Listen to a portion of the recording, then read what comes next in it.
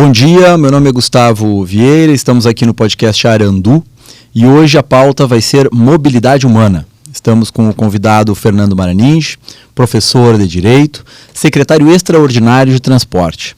E a questão da mobilidade humana, ela diz respeito às condicionalidades para o exercício de direitos, né? O deslocamento humano no espaço, e na medida em que a população mundial passa a viver mais nas áreas urbanas, né, a demanda por transporte, né, por modais de transporte, e em Foz do Iguaçu, o transporte coletivo, né, dependente do ônibus, é estratégico e é fundamental para que as pessoas possam viver e viver melhor na cidade, né, nas áreas urbanas.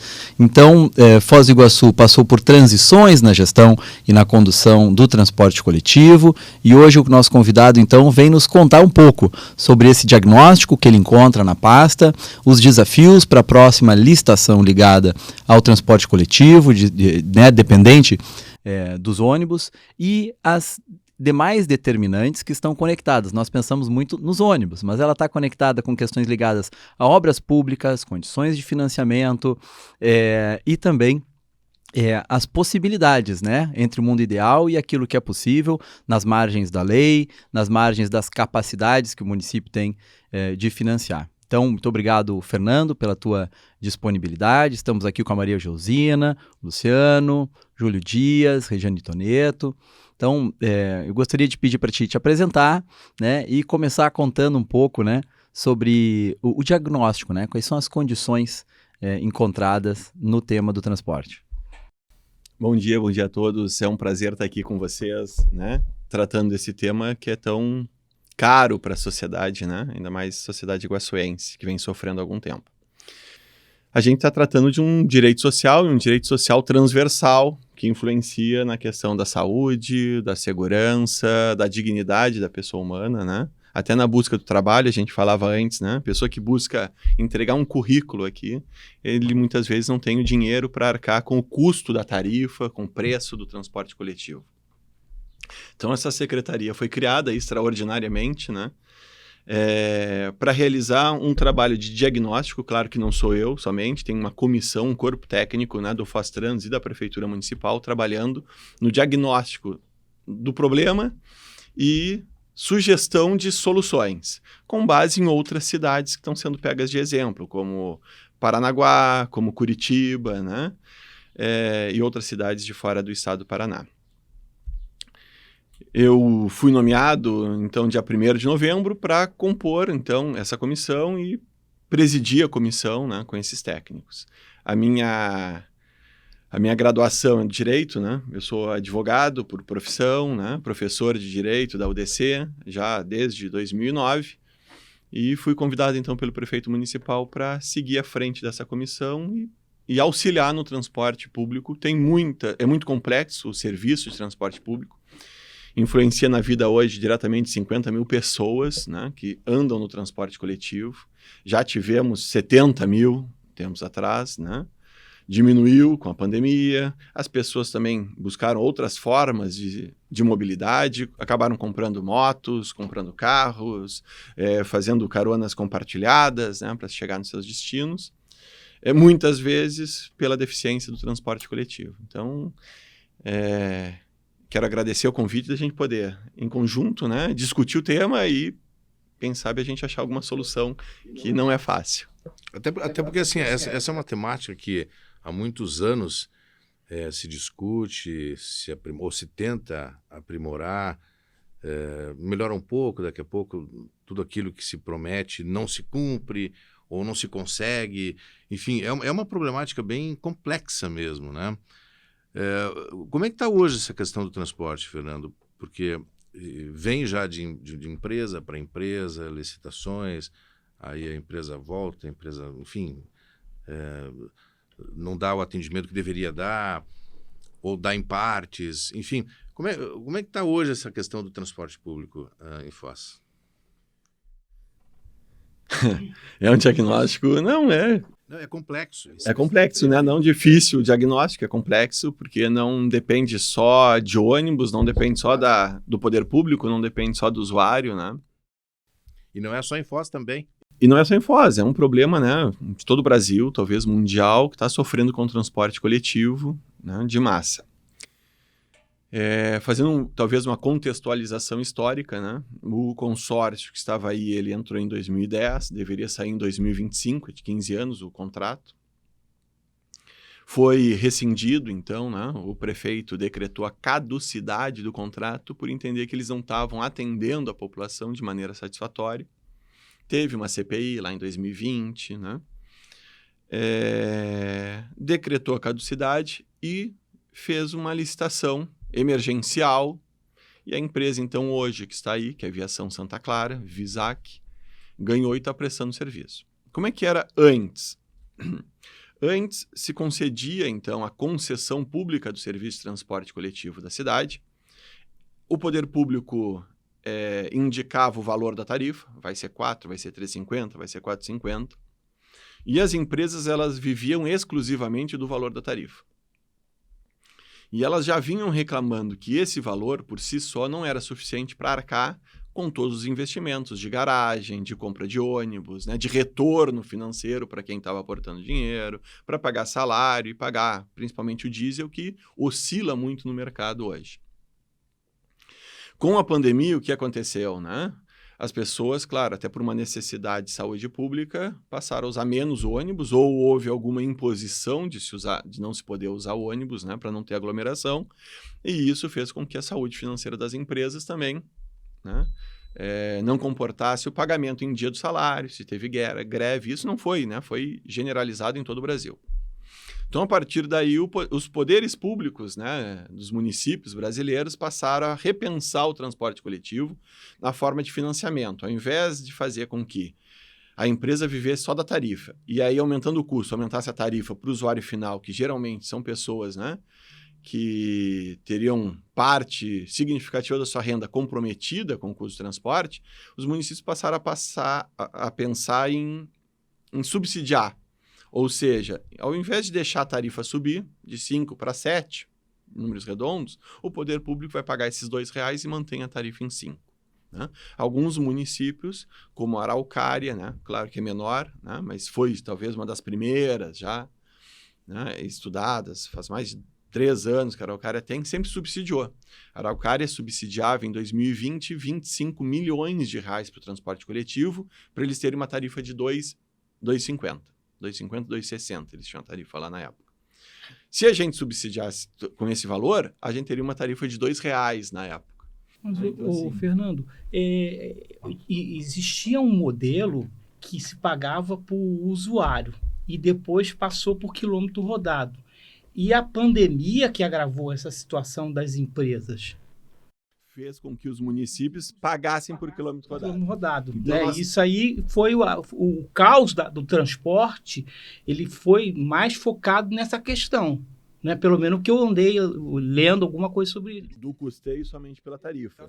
Porque não se sustenta, né? Com o aumento do diesel, pagar só a tarifa, hoje a tarifa técnica seria R$7,50. Não tem, né? Se a gente for colocar uma tarifa técnica de R$7,50, ninguém anda de ônibus. E de volta R$15, vai 2 pessoas 30, eu prefiro usar um transporte compartilhado. Que lá fora se paga o transporte por quilômetro rodado e não por pessoa, porque com o quilômetro rodado a empresa é obrigada a colocar mais ônibus e aí, consequentemente, atende a população, né, com mais transporte, ao invés de se colocar pagar por pessoa. O que acontece? O ônibus fica aquele tipo, né, um formigueiro, né? Você vai no ônibus e aí tem lá 40, 50 pessoas dentro de um transporte, e mais que Foz é calor, então isso aí realmente causa um certo transtorno para a população. Então eu acho que a tarifa por quilômetro rodado é uma tarifa mais justa para a sociedade e possibilita a população de ter um transporte com mais qualidade. O que você pensa sobre isso, essa questão? Eu queria só aproveitar nessa mesma direção e perguntar assim, considerando que o transporte público ele é um facilitador de acesso às políticas públicas, né? Isso é inconteste. Nesse diagnóstico, nesse planejamento, como vocês estão colocando assim o pensar, o planejar, né, as linhas de transportes públicos para facilitar acesso para os bairros mais periféricos e para as populações que vivem em situação, né, de maior desigualdade, como a região do Porto Meira, né, a região aqui da Vila C, principalmente Boa Vista, né, e os bairros que estão saindo lá para cima, na região de Três Lagoas, né, se a gente pensar que o CRAS Nordeste o CRAS Nordeste fica, né, aqui numa região central, né, de Três Lagoas, e a gente vê que abriu, né, a Três Lagoas está emendando com o Alto da Boa Vista e tá, né, então assim, nesse planejamento, né, o que está sendo pensado para favorecer, né, essa população? E aí, agora vou aproveitar, né? Veja, porque isso que a Maria Josina coloca, né? Ele mostra, assim, o quanto a geografia da nossa cidade desafia essas políticas públicas ligadas ao transporte urbano. Então, nós não temos uma grande concentração urbana numa região pequena. Ao contrário, nós temos uma população média distribuída num território bastante amplo. E esse é um problema de utilização do solo urbano, né?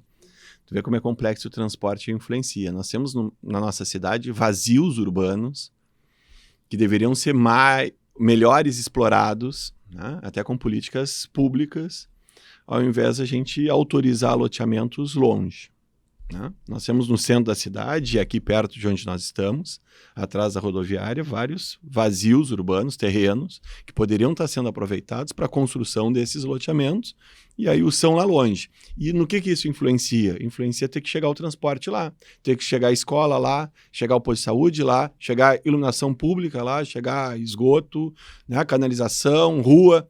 Isso é custeado por todos nós, através dos nossos impostos. Então, se a cidade crescesse ordenadamente, de forma planejada, melhor planejada, né, a gente talvez tivesse diminuição nesses custos sociais que a senhora muito bem falou. O que está sendo pensado para essas regiões mais distantes? Nós temos um problema de transporte Alto da Boa Vista, né? Pouco horário de ônibus lá, porque são poucas pessoas, né? Então, como é que eu vou colocar um ônibus de meia hora para pegar um pessoal que eu não sei quando eles vão sair de casa? Então, a gente coloca no horário de pico e ele vai se organizar. É ruim, mas nós temos que pensar se a gente vai ter dinheiro ou vamos estar dispostos a pagar mais impostos para custear esse transporte e ficar, muitas vezes, vazio, que é o que acontece. Né? Nós vimos que tem horários de pico, que tem muita gente dentro do ônibus, como o Júlio mencionou, e tem horários que a gente passa pelos ônibus e eles estão vazios. É difícil, é dinâmico o trânsito. Eu não sei quando eu vou sair de casa, né? As pessoas não sabem. Cada um tem suas necessidades. Então, a gente está pensando o que para essas regiões? Tem que ter alguns horários pré-definidos, e aí a gente tem que conversar com a população, mas tem algumas situações diferentes, que é a situação... Curitiba, né? Tivemos um evento agora, mês passado, aqui no Hotel Mabu, de transporte coletivo. E aí veio o presidente da URBS, que é Curitiba, abordar as questões do transporte, as dificuldades que eles têm lá em Curitiba, na nossa capital. E é um modelo, né, para o Brasil, o sistema de transporte coletivo. E ele dizendo, lá eles têm o chamado transporte saúde. Então, a pessoa que mora longe, que tem a dificuldade de locomoção, que não é servido por ônibus, naquele dia que precisa ir numa consulta, ele avisa e manda um micro-ônibus buscar ele. Então, naquela hora, não se paga o serviço ficar rodando vazio. Tá? Claro que não precisa ser um micro-ônibus, pode ser uma van. Então, conversei hoje, essa semana, com o presidente da Cotrafós, o senhor Capeleto, e pedi para ele, Capeleto, quanto custaria fazer esse serviço com van? Ele falou, Fernando, é R$3. Então, ao invés de pagar 7 para ter um micro rodando, para 1, 2, 3 pessoas, consigo diminuir o custo do poder público com a van. Então, a gente está estudando serviços diferenciados. Semana que vem, na terça-feira, eu tenho uma reunião com a Uber. A Uber, então, talvez muito conhecida, né? Ela tem um sistema que ela fornece para o poder público, então, gerenciar esse serviço de contratar um Uber para ir buscar nesses casos longe. Também é barato, bem menos do que se manter um ônibus circular, né, para essas regiões longes, com pouca gente, né, distante. Então, nós estamos levando isso em consideração. A Uber fornece gratuitamente o aplicativo, o sistema, para a prefeitura gerenciar, mas, claro, vai se pagar como se fosse um um transporte por aplicativo normal. Fernando, qual que é o valor hoje da taxa? E quanto seria esse valor se vamos dizer, se o próprio usuário fosse pagar todo, ele completo, sem essa entrada, esse orçamento público? Então, hoje, o custo operacional do sistema de transporte que a gente tem, com 84 ônibus, é em torno de 4 milhões de reais. 25% disso é subsidiado pelo município, né, através dos nossos impostos, através dos tributos arrecadados pelo poder público municipal, porque o prefeito municipal vê a importância desse serviço, como, né, era mencionado aqui antes, né, ele é um direito transversal e faz com que a gente acesse outros direitos, como saúde, emprego, né, e assim por diante. Então, nós temos 25% subsidiado. Hoje, a tarifa é R$ 4,50 para quem paga no Vale Transporte, de forma eletrônica, que compra antecipado, e R$ 5,00 para quem quiser pagar na hora para o motorista, né? Até para facilitar o troco. Se não fosse, se o sistema não fosse pago por quilômetro rodado e subsidiado pelo município de Foz do Iguaçu, a tarifa seria de 25% mais. Então, né, seria R$ 6,50, R$ 7,00 hoje a tarifa. Eu queria só entender uma coisa, porque a gente fala tanto em planejamento. A gente tem assim o exemplo Brasília. Brasília foi planejada, as coisas como... Hoje já está uma bagunça de novo, né? Mas no início as coisas eram planejadas. E muito bem planejadas, né? E executadas. Eu queria entender, não dá tempo de planejar toda uma sistemática ou os municípios, de maneira geral, eles ficam atendendo às emergências que acontecem e aí não tem tempo de planejar. Virou um círculo de problemas emergenciais e aí tu não consegue planejar para que as coisas aconteçam da melhor forma. É mais ou menos isso, Fernando? Eu tô completamente fora da casinha. Em algumas situações pode ser, né, Luciano? Pode ser, as dificuldades aparecem, se apaga o incêndio, né? Mas nós temos que sentar, conversar com a sociedade civil, né? Então eu tenho me reunido já me reuni com o Citrof, que é dos motoristas, né, rodoviários, já me reuni com a Câmara Municipal, já me reuni com o Conselho Municipal de Trânsito e Transporte, já me reuni com o Sim de Hotéis, já me reuni com o Sindicato de Trabalhadores de Hotéis, Bares, Restaurantes, né, para ouvir essas demandas, essas queixas, sugestões, né, onde a gente pode melhorar e a gente tem ido melhorando. O que acontece? O transporte foi pensado para 500 mil quilômetros, então, né? E essa semana foi feito um aditivo para já ampliar para 510 mil. Então, quanto mais a gente está ampliando, mais custo. Então, a gente precisa racionalizar o sistema. Se vocês forem ver as linhas de ônibus, né? E isso tudo está no site lá do Faztrans, vocês vão ver que a linha recorta os bairros, né? Quando deveria ser assim uma linha mais reta, racionalmente falando, de forma bem genérica, né? E as pessoas fossem a linha para dar mais fluidez, mais rapidez para as pessoas chegarem.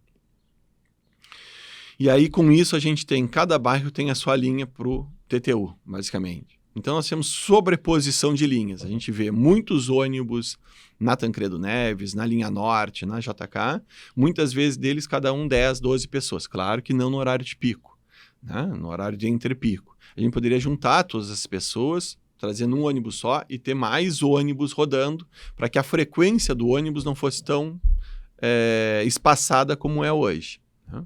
Então, isso tem que ser levado em consideração também, né? Então, o que a gente pensa, né? E aí, seguindo um pouco o modelo de Curitiba, é ter ônibus circulares nos bairros e linhas troncais, o chamado sistema tronco-alimentador. Então, nós temos, para motivar até mesmo o comércio dentro do bairro, ter linhas circulares dentro dos bairros. E aí essas linhas vão parar, por exemplo, vão parar na Tancredo Neves para a pessoa pegar o sistema troncal, ou seja, ônibus de 15 em 15 minutos vindo até a prefeitura, né, até a JK, fazendo retorno, né? Então, a gente consegue colocar mais ônibus nessa linha troncal para ter uma frequência, né, de 15 em 15 minutos, e nos bairros linhas, quem sabe, até mesmo gratuitas, para fomentar o comércio do bairro. Fernando, só para a gente, essas dificuldades, essas consequências de um transporte público não tão eficiente, igual a professora Geosina, comentou sobre a dificuldade de acesso a outros direitos. Também tem outras consequências de mobilidade, de poluição que você falou, por exemplo, com a questão das motos, né? Como tem aumentado isso, né? Essa quantidade de motos, a dificuldade até... A gente não tem ainda um trânsito caótico, assim, claro, em grandes cidades, mas Foz do Iguaçu é diferente. Mas em alguns momentos do dia... Tem. E em Jogo do Brasil mais ainda, parece, hein? Quando perde, então aí sim, aí fica caótico. Porque a gente tem que pensar num todo, né? E isso é um prejuízo para outras áreas. O que você acha? É exatamente isso. Por isso que a gente falava da complexidade do transporte coletivo. Se o transporte é ruim, as pessoas buscam outras formas de caronas compartilhadas, mais transporte individual e muitas vezes um transporte individual sobre rodas, né? Motos. E aí a gente tem um outro problema, que é a questão de poluição, que influencia na saúde. Nós temos um problema de mobilidade, que acaba tendo mais veículos, então demora mais para me locomover. E muitas vezes esse trânsito cheio de veículos acabam ocorrendo alguns acidentes. E acidentes com as motos, que é o para-choque, é o corpo da pessoa, né? E aí influencia isso lá na despesa com a saúde. Então, se a gente pegar a quantidade de acidentes que se tem em Foz do Iguaçu, pegar o número de motos, e muitas dessas motos não são nem emplacadas aqui, e o Fostrans, né, faz algumas blitz, e muitas dessas pessoas têm motos de fora, então de outro país, e ainda sem carteira de habilitação. Por quê? Porque é mais barato hoje em dia, né, comprar uma moto em outro país, vizinho nosso, do que tirar a carteira de habilitação. Então a pessoa arrisca. Eu vou comprar uma moto por R$1.000 ou eu tirar a carteira por 3.000? Eu vou tirar por 1.000 e se eu pegar, eu perco a moto e compro de novo. Né? Só que essa pessoa não está habilitada, cai e aí influencia, além, claro, do risco de um acidente mais grave de vida dele ou de outras pessoas, né? Também influencia na despesa na saúde lá. Então a gente tem um setor de traumatologia, né, no hospital, que leva muitos recursos, né, dos nossos impostos. Então, por isso que o transporte tem que ser melhor planejado para que a gente use mais o transporte coletivo e tire, né, um pouco desses carros, um pouco dessas motos de circulação. Uma questão também que não é só a questão do transporte urbano, tem a questão também da mobilidade. E aí a gente vê que tem muitas ruas que não tem calçada, que não tem, por exemplo, aquela via para o pessoal andar de bicicleta, a ciclovia, e aí a ciclofaixa para interligar essa ciclovia a um terminal urbano. Então, a mobilidade ela passa por todos esses conjuntos. Né? E aí, por exemplo, se a pessoa quer ir para o posto, ela pode, se tivesse uma ciclovia, ela ia para o posto de bicicleta. Então, a gente vê que se abre muitos bairros e não se faz essa estrutura. Eu moro, por exemplo, no bairro da Cognópolis, a Maria Bubiac não passa ônibus e não tem calçada. Então, para a pessoa andar, ela tem que andar na rua, com carro em alta velocidade. Então, quer dizer, é uma coisa caótica, crítica, né, nesse sentido. Isso faz parte de um contexto de crescimento urbano, né, que eu acho que aí vem aquela questão do planejamento, vem a questão da necessidade de, né, cada vez mais, a gente está com 6 bilhões de pessoas, né? 8 bilhões? 8 bilhões de pessoas, então a gente está atingindo ali um limite já, o planeta não está aguentando mais. Né? Não está aguentando mais. O Fernando chegando a pé aqui, o que animou bastante, né? Mas eu pensei... Tu estava em dúvida se ele veio de ônibus? Isso, era essa pergunta que eu queria fazer. Tá. Se ele é usuário, se ele é usuário também do transporte público. Mas eu queria agregar essa questão, né? A Regiane antes estava perguntando sobre os números do transporte, né? Quais seriam os números ideais do transporte? Quer dizer, são 84 ônibus hoje, né? Rodando no município de Foz do Iguaçu. Quantos seriam necessários para atender a demanda que está? E esse aumento se esses ônibus chegam, né, dentro dos horários, em condições de planejamento melhores, esses 50 mil podem voltar a ser os 70, quais são os números estimados, e aí qual o custo que isso gera? Só para ter uma noção, assim, de futuro. Pergunta de milhão, Luciano. Tá. É o mundo ideal. Não, é que assim, ó, uma coisa é o diagnóstico de agora, né? Outra é para onde está se levando, mais ou menos. vocês estão pensando numa ampliação do número de ônibus, já começaram a pensar de 500 para 510 mil quilômetros, né? Mas a gente gostaria de voltar, né? Então nós já tivemos aí quase 900 mil quilômetros rodados pelo consórcio Sorriso antes da pandemia. Eram 154 ônibus, né? Carregava aí 70 mil pessoas por mês. Então isso a gente teria que buscar voltar a esse patamar. O ideal seria que todo mundo usasse ônibus, né? Seria a questão da poluição, seria menor, né? Mas claro que a gente sabe que esse mundo ideal está longe de ser conseguido, nem nos países mais desenvolvidos a gente tem isso.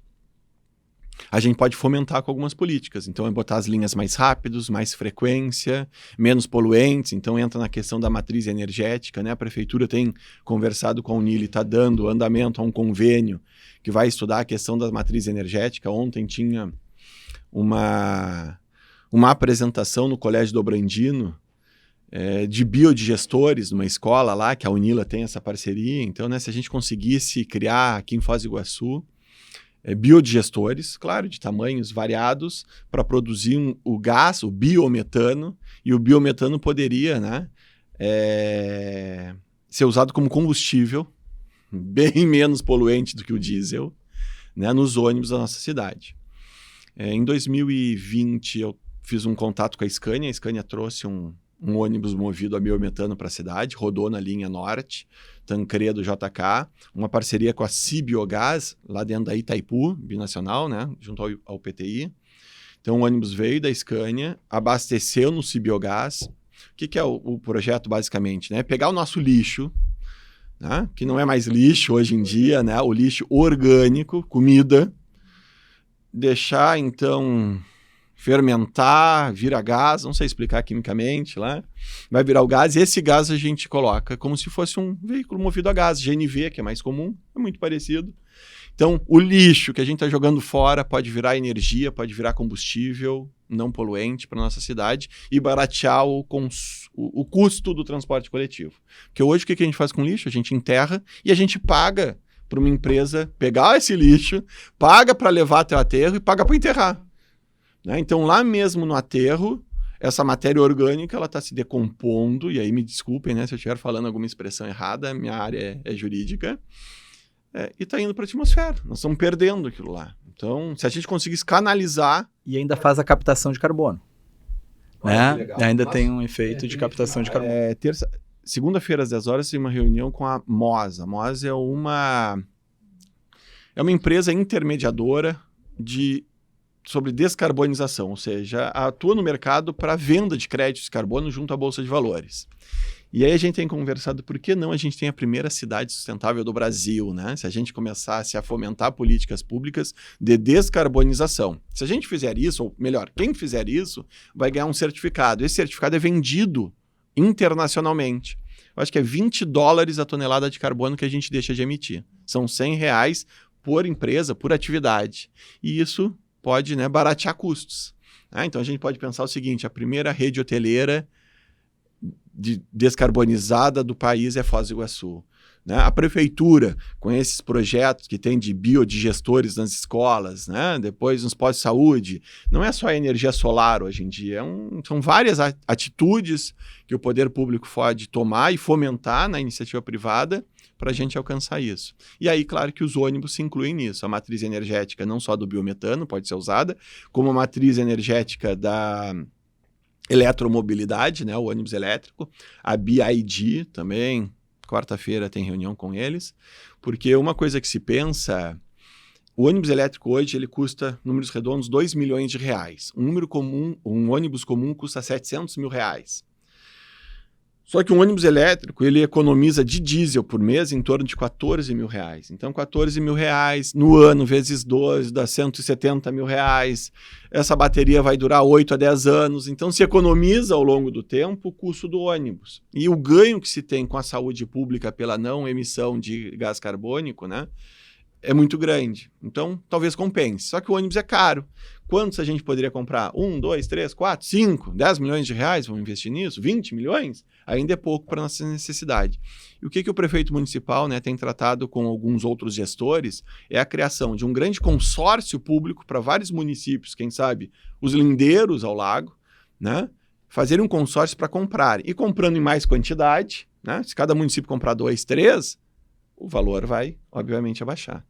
Então, é um conjunto de ações públicas, e às vezes não só de um município, mas de outro, que pode começar a fomentar, né, e melhorar o sistema de transporte como um todo. O Júlio estava falando, né, das ligações entre vários modos de transporte, né? Então, isso ainda falta. Então, a questão do transporte coletivo não é só botar mais ônibus, né? É a questão da matriz energética, é a questão do uso ordenado do solo e da abertura de vias, de ruas e avenidas, que a gente ainda tem algumas que faltam apenas uma ponte, né, para melhorar a mobilidade urbana. Outras falta a ciclovia chegar no TTU, para a pessoa vir de bicicleta até o TTU, guardar a bicicleta no TTU, pegar o ônibus para ir para o trabalho. Talvez seja uma forma mais eficiente, mais rápida, menos poluente.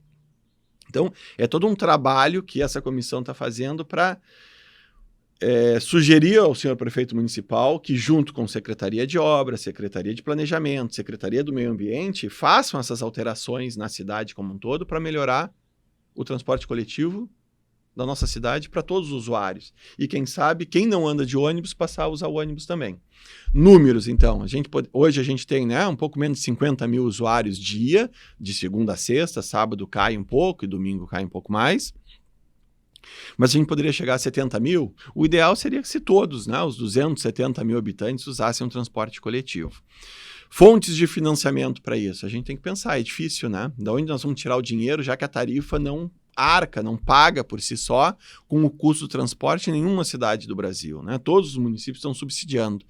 São Paulo, então, que é a maior capital do país, subsidia com 3 bilhões e meio de reais agora para esse ano, em 2020 foi a previsão. Em 2021 eles aportaram 3 bilhões e precisariam de 10 bi para ter um transporte gratuito. Então, o prefeito municipal teve também já em outras cidades aqui, por exemplo, Paranaguá, para estudar a tarifa zero que eles têm lá. Como é que eles conseguiram fazer isso? Eles estão subsidiando. Como eles estão subsidiando? Fontes de receita são importantes, né, para arcar com esse custo. Da onde vai vir o dinheiro? Vai reorganizar o orçamento? Né? De onde vem? Então, isso também o senhor prefeito municipal, junto com a Secretaria de Fazenda, junto com essa comissão especial, está estudando fontes de receita, de custeio, de um serviço, né, indispensável, um serviço público essencial, né, e é um serviço público, como dito aqui, que é um serviço transversal, né, para fazer com que as pessoas consigam atingir outros direitos básicos também, como saúde. Fernando, você falou uma coisa que eu achei interessante, que é a questão que você fez um bate-papo com o pessoal da área de vans, né?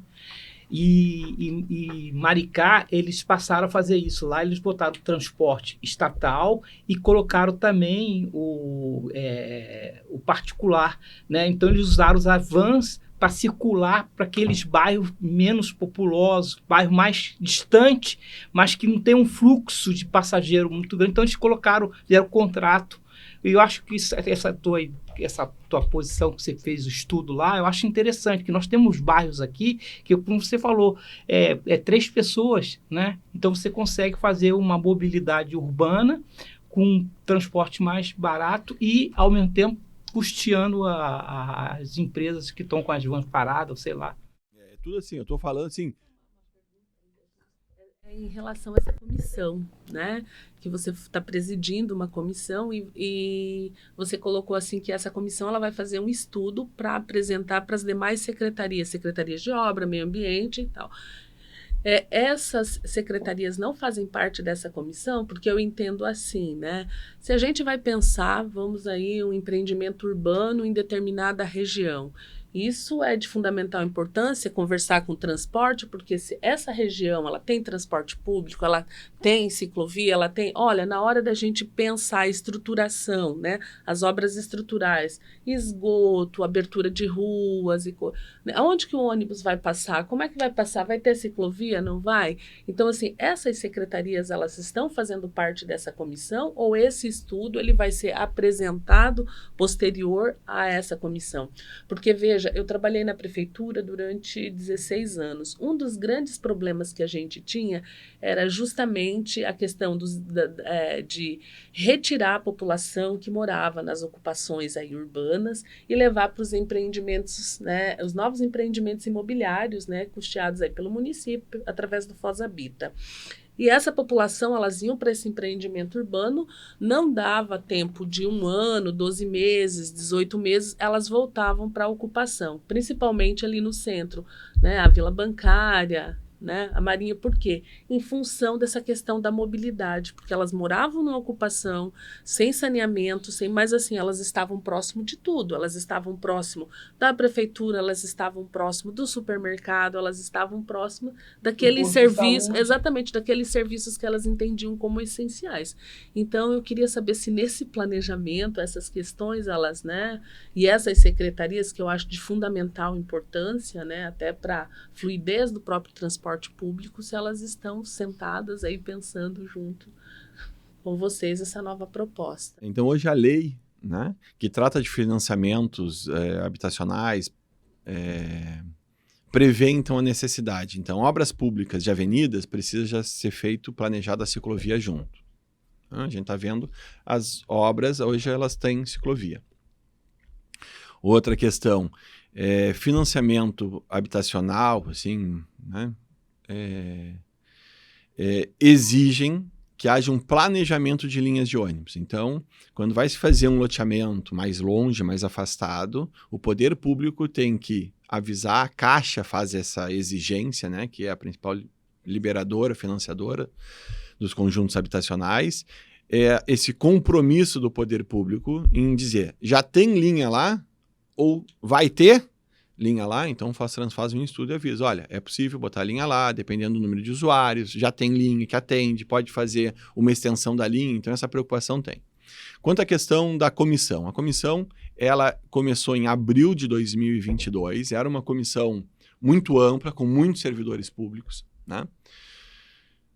E aí cada um no seu setor, então se preferiu agora, com a minha chegada, de nós reduzirmos o número dos membros da comissão. Estamos dentro, então, do prédio central da Prefeitura Municipal, ao lado do gabinete. Somos 5 membros, então, né? E a gente entende que assim deu mais eficiência, mais efetividade ao processo. Mas como a gente faz parte, né, da Prefeitura Municipal, como um todo, de forma genérica falando, nós estamos sempre em contato com o secretário de Planejamento, secretário de Obras e secretário do Meio Ambiente. Mas não faz parte da comissão nenhum servidor dessas secretarias especificamente.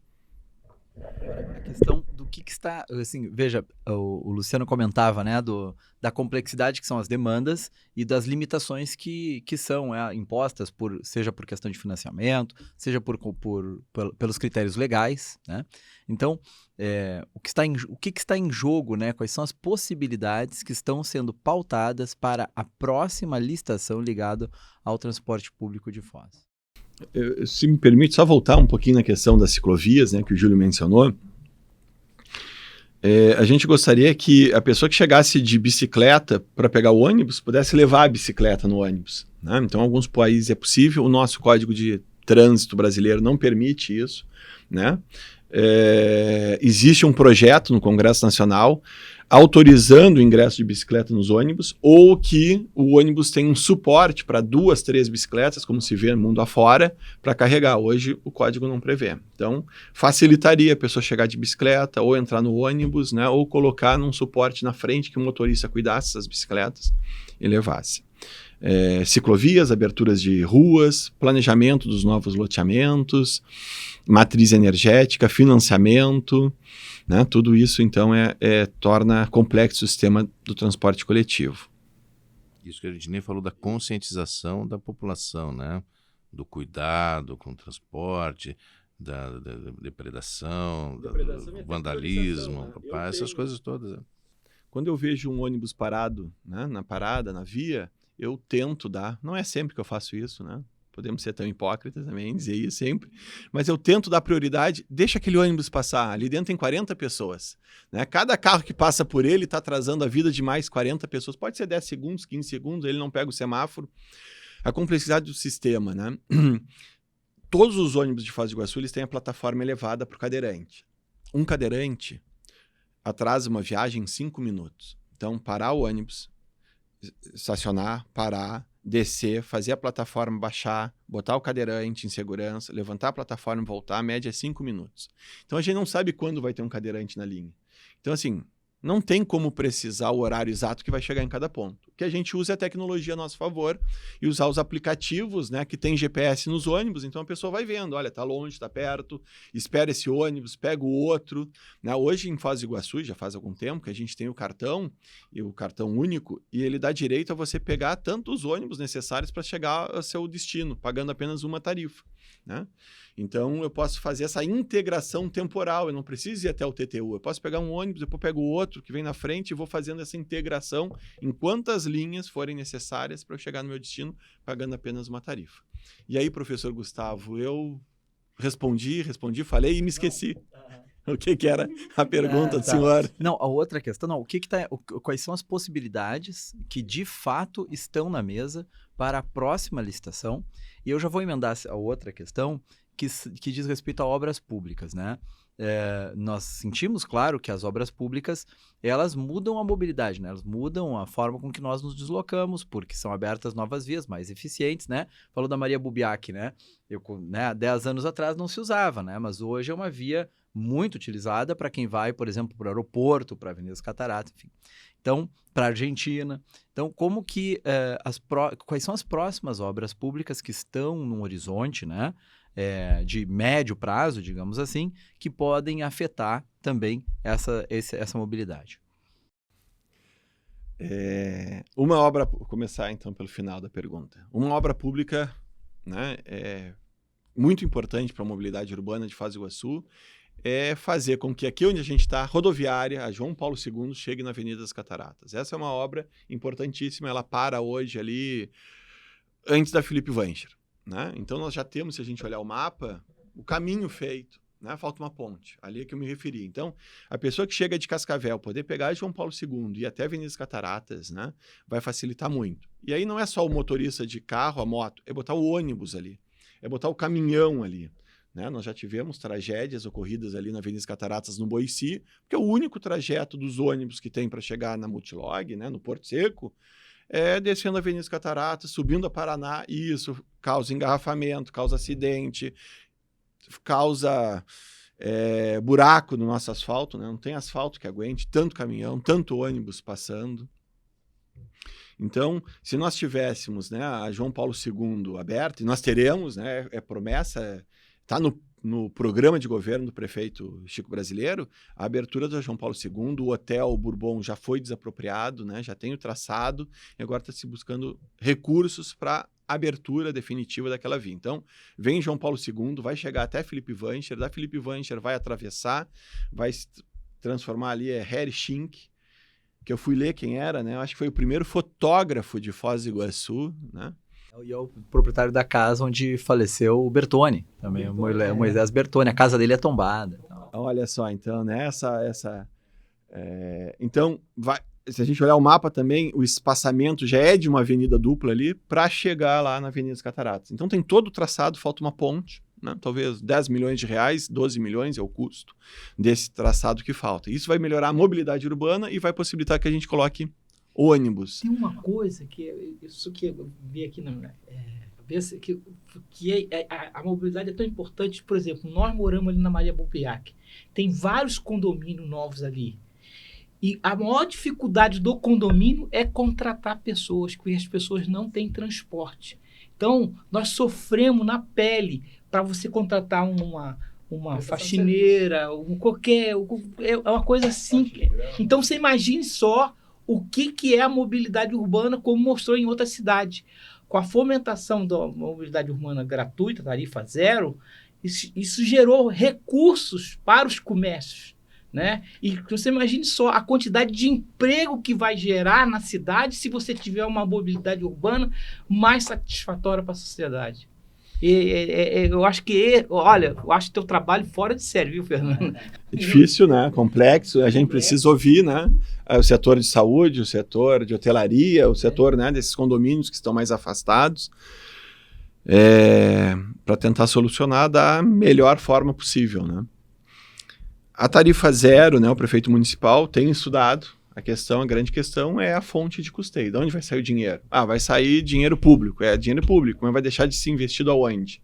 Né? Nós vamos tirar da saúde, nós vamos tirar da segurança, da educação, de onde vai ser tirado? Né? Então, é aquele velho ditado, né? O lençol é curto, eu vou puxar para tapar a cabeça, vai me descobrir os pés. Então, essa forma de reorganizar o orçamento público que está faltando, né, para a gente conseguir implementar uma tarifa, se não zero, um subsídio maior da tarifa, né, para diminuir o valor da tarifa. Quem sabe chegar a R$2 a tarifa e o poder público subsidiar. Como é que é essa tarifa zero? Assim? Tarifa zero seria ônibus gratuito para todo mundo, para o morador de Foz, para o trabalhador, para o turista, né, para o vizinho, para todo mundo, né? E a gente teria que ter uma forma de custear. Paranaguá está com uma tarifa zero lá. Aumentar os impostos do porto, né, para custear a tarifa zero, mas tem alguns benefícios, que é o que o Júlio comentava, né? Então, é um círculo virtuoso e é o poder público que tem que começar fomentando isso, motivando isso. Paranaguá, em conversa com a secretária lá de transporte, ela me disse, Fernando, é um custo, mas a gente percebeu, e aí a Associação Comercial aqui de Paranaguá nos passou um dado, que aumentou 30% a venda nos comércios. Então é 30%, vamos pensar em números redondos, de mais emprego, é 30% de mais impostos que voltam para o poder público. Claro que não custeia sozinho, né, os impostos, mas fomenta, é um círculo virtuoso, né, que é isso que o poder público tem que fazer, são políticas públicas positivas. O que a gente está pensando? Já perguntou 2 vezes o professor para mim, eu não consigo chegar lá, né? É que é difícil, a gente planeja muitas coisas, né? E a gente sabe que nem todas vão sair do papel, né? Mas são aberturas de ruas, então, João Paulo II é uma delas, que é importantíssima. Jorge Sanvas é outra também, né? A gente precisa fazer alguns, a gente chama de binários, né? Faixas exclusivas de ônibus, né? Pelo menos em alguns horários, vamos voltar, né, na Tancredo Neves, que talvez seja mais fácil a gente visualizar, e na JK, né? Em alguns lugares da JK a gente tem estacionamento ainda, não dá para ter mais estacionamento, né? 2 vias no tamanho da cidade que a gente tem, e a gente tem o principal linha troncal da cidade, né? Itaipu Prefeitura é a JK, a gente precisa dar fluidez nesse trânsito, né? Então a gente tem problemas de estacionamento que a gente sabe que vai enfrentar essa oposição de quem tem o estacionamento, a facilidade de estacionar na frente da sua casa, na frente do comércio, mas é uma sugestão que a comissão vai fazer, e aí vai depender da Câmara Municipal, os representantes da população, em quer tirar ou não quer tirar o estacionamento, né? Então isso a gente tem ao longo da JK em alguns poucos lugares, estacionamento. A Paraná, que é uma avenida que a gente poderia usar muito mais para o transporte coletivo, que ela é paralela à JK, né? Então poderia ter algo circular, sentido horário, sentido anti-horário. O que a gente percebe? Tem menos ônibus na Paraná hoje, por quê? Porque as pessoas que trabalham, que moram na Paraná, têm um padrão, tem que me cuidar com as expressões, mas um padrão financeiro um pouco mais elevado, e aí não usam tanto ônibus, né? Mas talvez a gente fomentar o ônibus lá, e aí a gente teria o problema também de estacionamento na Paraná, em alguns locais. A gente poderia ter 3 faixas de veículos, a gente diminuiria em 50% o tempo. Olha só que maravilha, se a gente tivesse mais faixas, a fluidez seria mais rápida, com uma faixa exclusiva de ônibus, ou para veículos, quem sabe, como são em outras cidades, táxi, desde que o táxi esteja com passageiro, né? Veículos de transporte, então, com passageiro. Eu perguntei ali sobre tarifa zero. O que é? Parece bobeira perguntar o que é uma tarifa. Eu tô fugindo da resposta. Exato, porque eu vi até na questão do Paranaguá.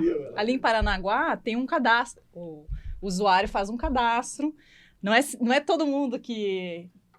Todo mundo pode fazer o cartão, ele é gratuito, mas a pessoa tem que ter o Vale Transporte. Então a pessoa tem que se dirigir, a primeira via é gratuita, então a pessoa vai até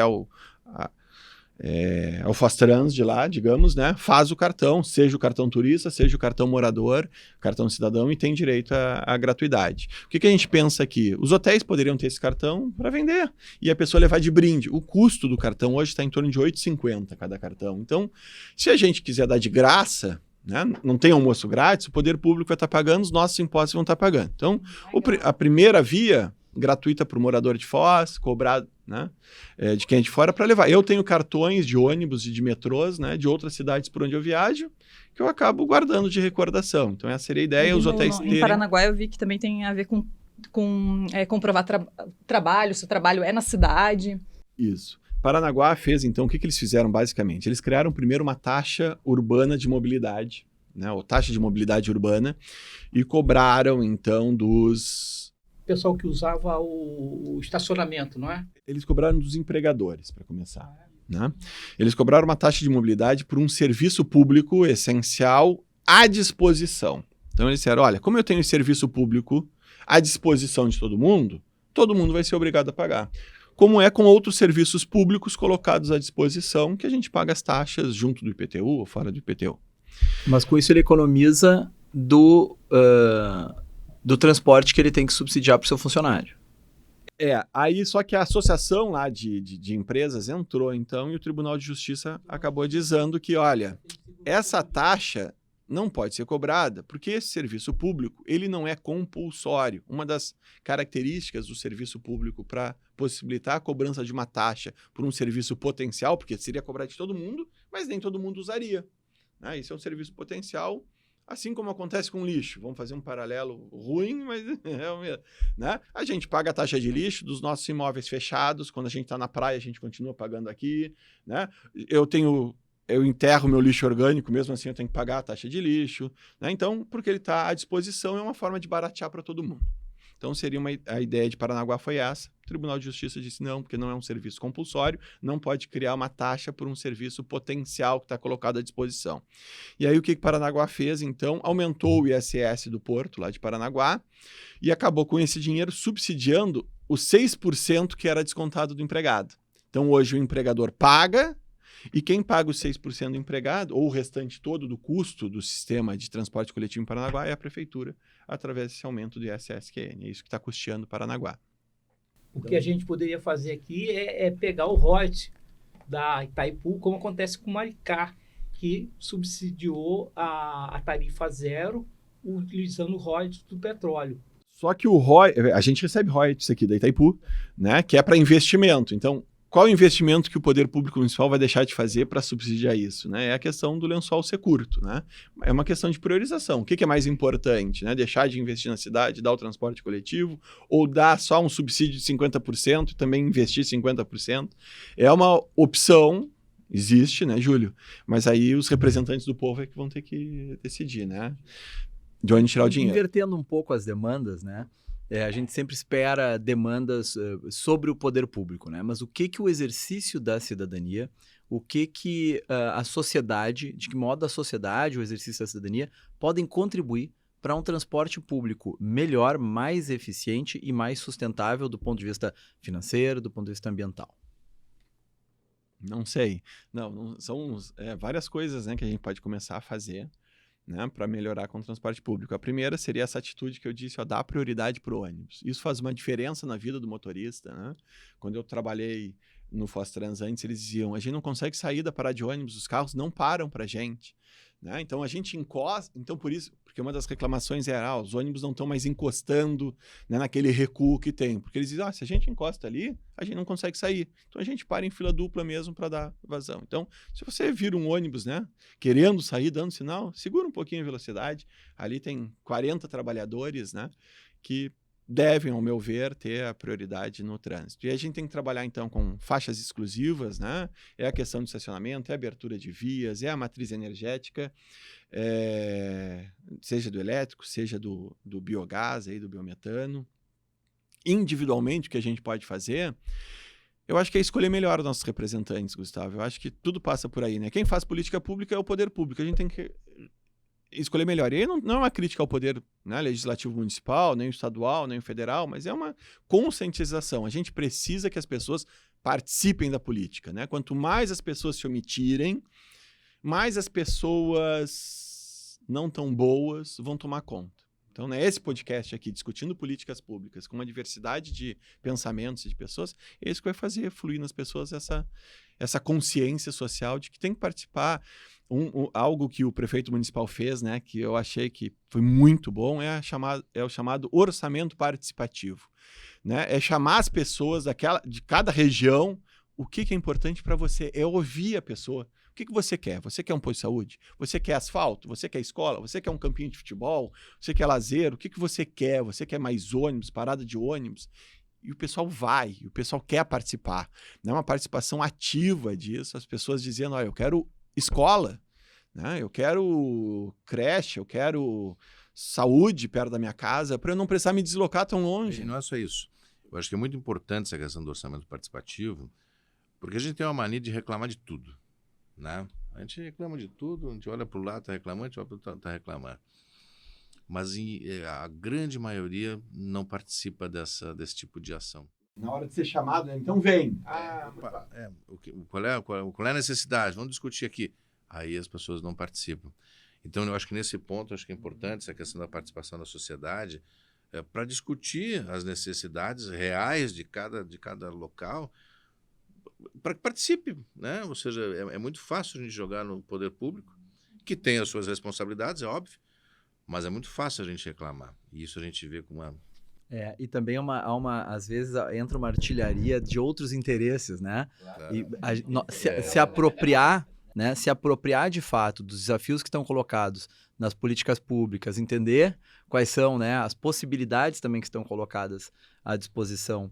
E entender que todos nós, assim, nos beneficiamos, mas também arcamos com essas condições. Mas tem essas diferenças dentro do próprio bairro, né? Então, uma turma quer uma escola, outra turma quer um hospital, outra turma quer um lazer, que é a representatividade da nossa sociedade como um todo, né? Então, a gente precisa atender um pouquinho cada um. É difícil, é um grande pai, um gestor, né? Eu fui síndico do meu prédio uma vez. E é muito difícil a gente agradar todos os condôminos, né? Imagina um prefeito agradar todos os moradores. Um dia tem que asfaltar uma rua, a outra rua que não é asfaltada vai reclamar. Depois vai chegar o tempo daquele, né? Então, a participação, eu acho, né, tem que ser, né? A cobrança tem que ser, a fiscalização tem que ser, mas a gente também precisa dar exemplo, né? A pessoa não pode ser hipócrita de cobrar uma coisa e fazer outra. Né? E a gente tem que começar a separar o político também demagogo, que promete sabendo que não vai ser cumprido. Né? A gente tem que discutir, demonstrar e provar. Tem coisas que não vão ser cumpridas, a gente sabe, não tem dinheiro. Por exemplo, né? Vamos fazer um metrô em Foz do Iguaçu, né? Eu já vi essa proposta. Não vai vingar. Né? Vamos fazer um metrô na JK. Tem coisa mais simples. Sabe assim, vamos fazer um feijão com arroz bom, gostoso, né? E a pessoa fica, não. Já teve, né? Algumas iniciativas. Já teve proposta, né? Perderam também. Lembra aquele tubo, né? Toda aquela... Eu adoro tubo. Eu quero usar o tubo. Você quer voltar? Quero. Nós temos 6 tubos guardados num centro de convenções, né? A população não gostou, mas eu penso, particularmente, né, e já trouxe o pessoal de Curitiba, o pessoal de ônibus e algumas empresas foram lá olhar.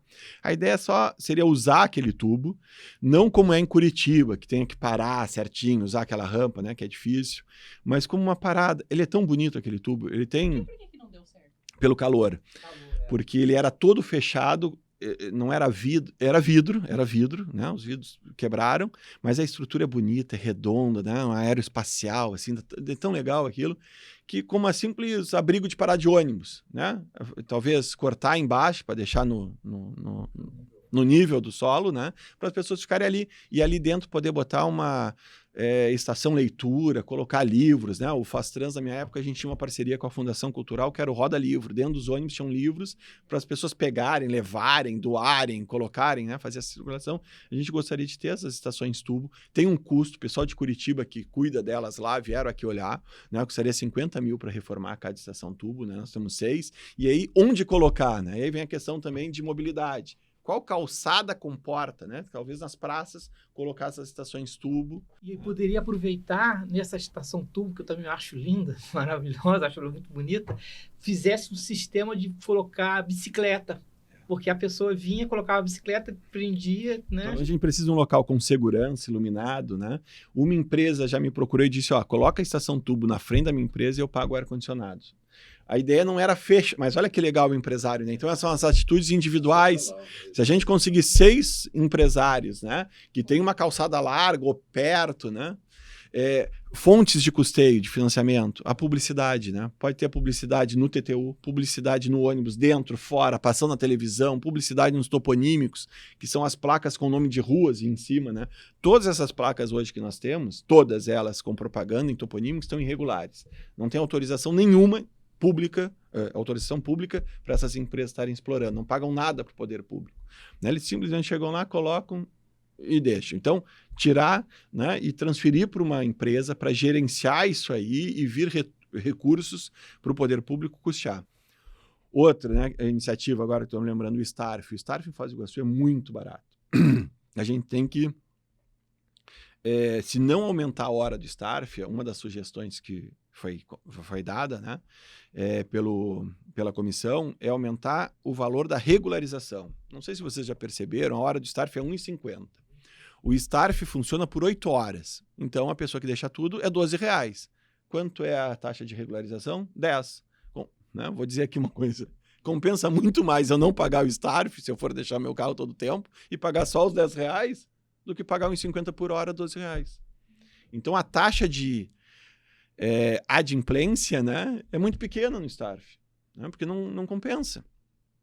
Então, se essa taxa de regularização, ou a gente tirasse ela, como em algumas cidades não tem, é multa direto, ou a gente aumentasse para R$20, R$15, né, e esse valor ser usado num fundo de transporte coletivo para custear parte do financiamento, né?